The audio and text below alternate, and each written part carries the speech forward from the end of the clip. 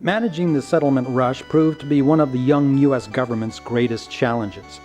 A small but enthusiastic group of very unusual bureaucrats were hired to set up and run the Citizen Land Program.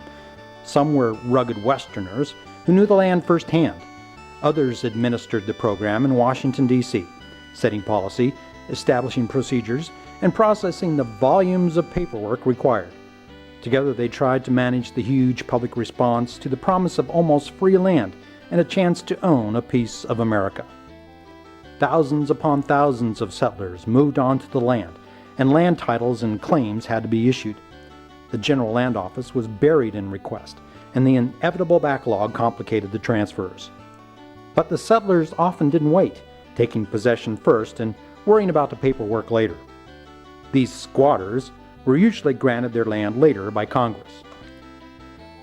As the job diversified, so did the workforce. Surveyors and Model T trucks joined landsmen on horseback, and together they mapped out the West for settlement. Congress passed a variety of land transfer methods.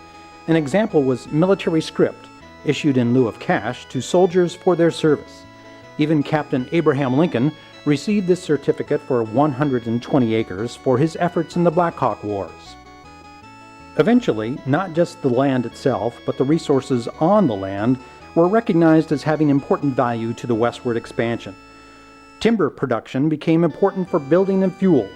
It also became a critical commodity for the massive public works project that was to dramatically change westward settlement, the building of the Transcontinental Railroad.